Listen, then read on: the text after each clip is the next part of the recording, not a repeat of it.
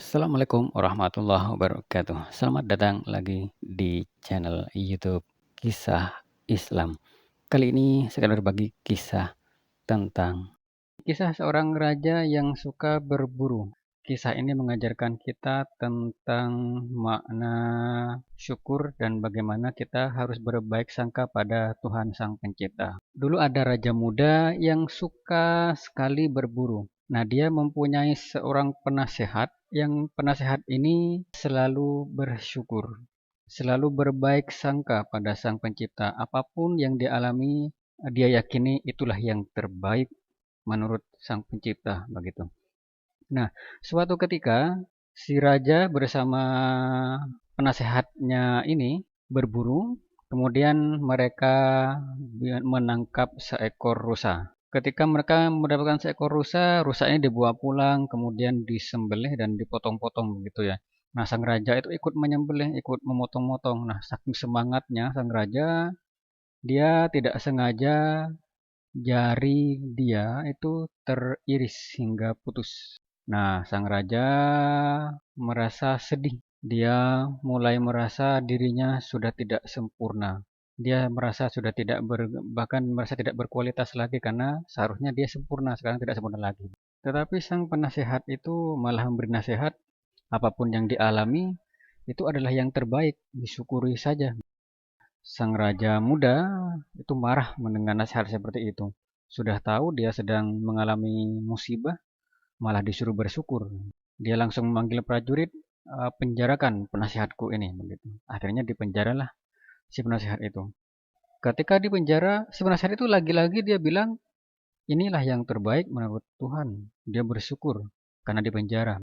Si raja muda tidak paham dengan itu. Dia merasa dia orang aneh, mendapat musibah kok malah bersyukur. Nah, singkat cerita, beberapa tahun kemudian sang raja itu ingin berburu lagi. Tetapi dia tidak mau mengajak penasehat sebelumnya, karena penasehat sebelumnya dia sudah marah pada dia dan dia dipenjara. Raja mengajak penasehat baru. Penasehat baru ini diajaklah oleh dia ke hutan untuk berburu. Di tengah hutan, mereka keduanya bertemu dengan kelompok orang-orang kanibal. Orang-orang kanibal ini tidak tahu kalau dia raja. Oleh orang-orang kanibal ini mereka dikeroyok kemudian ditangkap.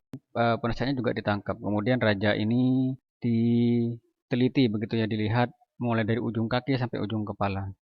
Ternyata kata si orang-orang kanibal itu, oh, orang ini sudah tidak sempurna. Dia tidak bisa kita makan. Kita makan yang sempurna saja. Akhirnya sang raja pun dilepas dan dia lari ke singgasananya.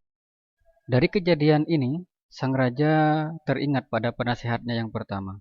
Ternyata benar kata dia.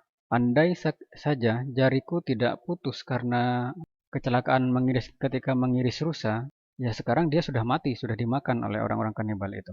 Nah, dia paham tentang itu. Datanglah dia kepada penasihat ke penjara dan meminta prajurit untuk membebaskan penasihatnya itu. Tetapi dia masih punya satu pertanyaan. Dia masih bingung. Dia tanya kepada penasihat, penasihat, tapi aku masih punya satu pertanyaan. Kenapa kamu bersyukur ketika aku penjara? Bukankah itu tidak enak di penjara? Kata si penasihat itu, Paduka, andai saja aku tidak engkau penjara dan engkau berburu mengajakku, tentu aku sudah mati karena dibunuh oleh orang-orang kanibal itu. Begitu kata dia. Sang raja pun mulai paham. Oh, ternyata benar begitu. Jadi, sahabat YouTube channel, kisah ini mengajarkan pada kita masa depan itu masih milik Tuhan, bukan milik kita. Tuhan itu pasti memberikan kita yang terbaik. Di setiap apapun musibah, pasti ada hikmah di baliknya begitu.